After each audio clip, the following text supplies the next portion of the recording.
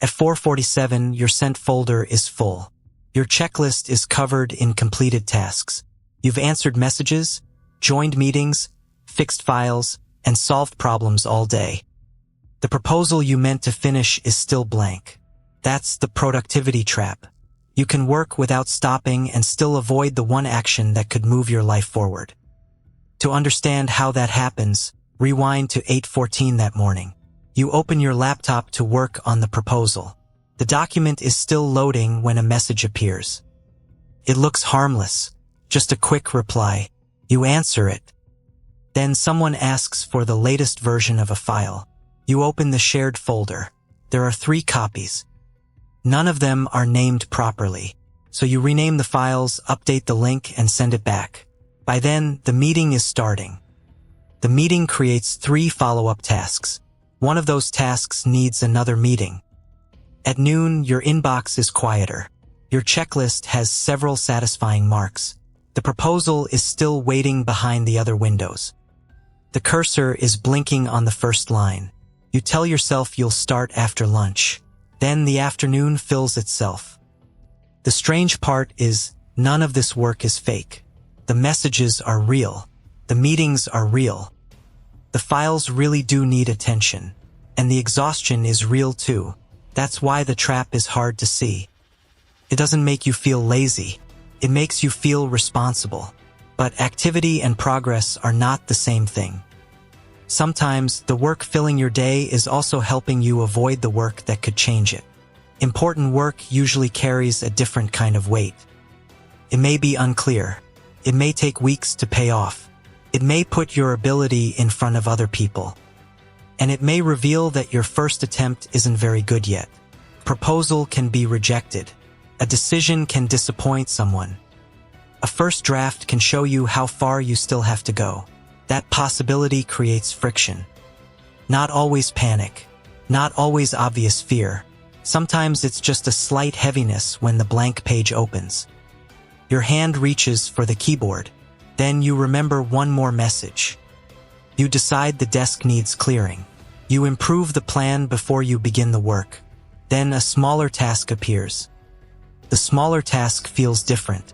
It has a clear starting point. It has a visible ending. You know what success looks like. The reply is sent. The file is renamed. The calendar is updated. Done. For a moment, the discomfort disappears. You feel useful again. This is why procrastination is often misunderstood. It isn't always a failure to manage time. Sometimes it's an attempt to manage emotion. The important task brings uncertainty, boredom, frustration, or self-doubt. The easier task changes how you feel right now, so the important task loses. Not to laziness, to relief. Then the environment starts helping the pattern. The important task is quiet. The proposal has no red badge. No alert sound. No person waiting inside a chat window. Ignoring it for 1 hour creates no immediate crisis. Urgent work behaves differently. It arrives with a name, a sound, a deadline, and a visible consequence. The notification flashes over the proposal. The cursor keeps blinking behind it. Even when the proposal matters more, the urgent task feels harder to ignore. Once the day becomes reactive, each new request begins choosing the next action for you. You move from the proposal to a message, from the message to a meeting, from the meeting to a spreadsheet. Then you return to the proposal. Before the first sentence forms, another message arrives. Every switch can carry a cost. When you leave unfinished work, part of your attention can stay attached to it. You return to the proposal, but fragments of the last meeting are still in your head. A file name is still bothering you. A reply you owe is still waiting. Your hands may be back at the keyboard before your mind has fully returned. You can compensate. You work faster. You push harder. From the outside, you still look productive. But the day starts costing more. Pressure rises. It gets harder to think deeply. The important work receives whatever fragments survive. Then something else starts to happen. In some workplaces, busyness becomes visible. and visible work is often easier to reward. The fast responder looks committed. The overloaded person looks needed. A calendar with no empty space can look like proof of importance. Quiet thinking is harder to see. A protected hour can look like absence. A reply sent in 30 seconds is obvious to everyone. Nobody sees the cursor blinking on the blank proposal. So the environment teaches you what gets noticed. Sometimes you perform that activity for other people. Sometimes you perform it for yourself. The completed tasks become evidence that you tried. The fatigue becomes a receipt. You may not have moved the important work, but you can honestly say you never stopped. For some people, that receipt does something deeper, protects identity. As long as you were too busy to attempt the important thing properly, the result never gets a fair chance to test you. The business didn't fail. You never had enough time to build it. The book wasn't rejected. You were too overwhelmed to finish it. The difficult conversation didn't go badly.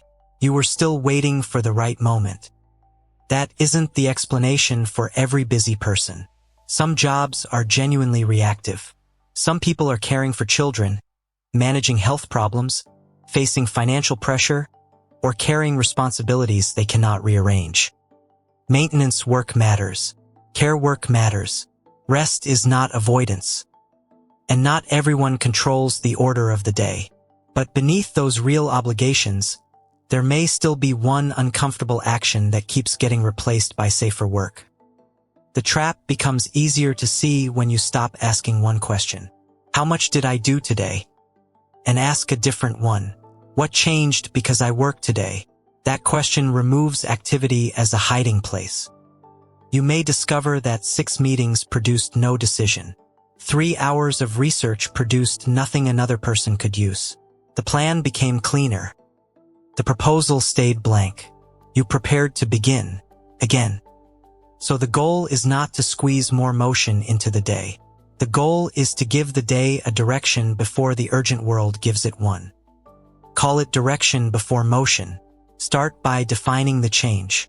Ask what must be different when this work session ends.